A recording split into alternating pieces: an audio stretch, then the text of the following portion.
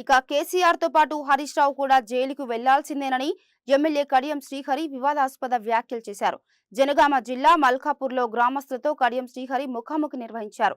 ఈ సందర్భంగా ఆయన కల్వకుంట్ల కుటుంబం, మాజీ ఎమ్మెల్యే రాజయ్యలపై ఆసక్తికర వ్యాఖ్యలు చేశారు.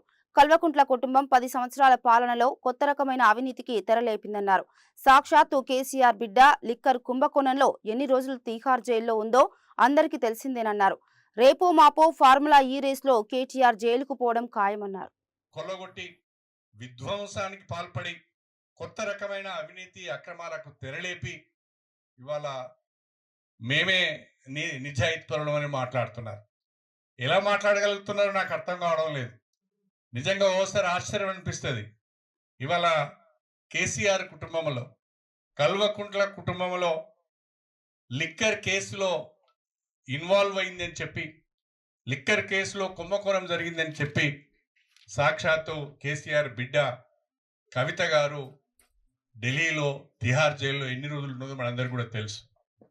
అదేవిధంగా ఇవాళ కేటీఆర్ పైన ఫార్ములా ఈ కేసులో దాదాపు 55 కోట్ల రూపాయలు నిబంధనలను అతిక్రమించి మరి ఆ కంపెనీకి పే చేశారు. తద్వారా అనేక రకాలైన తప్పులకు పాల్పడ్డారని చెప్పి ఈరోజు ఆయన మీద కేసు అయింది. ఆయన కూడా రేపు మాపో జైలుకు పోయేటట్టున్నాడు. కాళేశ్వరం ప్రాజెక్టు విషయంలో కేసీఆర్, హరీష్ రావు గారు అనేక రకాలైన సాంకేతిక పరమైన ఇతరత్ర తప్పులు చేశారు. వాళ్ళను కూడా తప్పకుండా విచారించవలసిన అవసరం ఉంటుంది అని చెప్పి కమిషన్ ఘోష్ ఒకవైపు మాట్లాడుతున్నారు. అంటే కల్వకుంట్ల కుటుంబంలో ఉన్న కేసీఆర్, హరీష్ రావు, కేటీఆర్, కవిత అందరూ కూడా వివిధ రకాలైన కేసులలో ఇరుక్కొని జైలు ఉచ్చులు కొంతమంది లెక్క పెడితే రేపు మాపో జైలు ఉచ్చులు లెక్క పెట్టడానికి మరికొంతమంది సన్నద్ధం అవుతున్నారు. నేను అడుగుతున్నా, ఒక్క కేసీఆర్ కుటుంబం మీదనే ఇన్ని ఆరోపణలు ఎందుకు వస్తున్నాయి?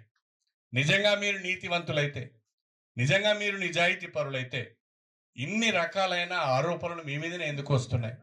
ఇన్ని రకాలైన సాక్ష్యాలు మీకు వ్యతిరేకంగా ఎందుకు లభ్యమవుతున్నాయి? మీరు మంచి వాళ్ళైతే ఈ రకంగా ఎందుకు జరుగుతుంది?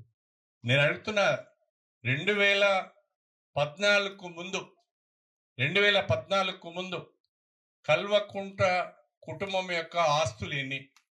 ఇవాళ కల్వకుంట్ల కుటుంబం యొక్క మొత్తం ఆస్తులు ఎన్ని?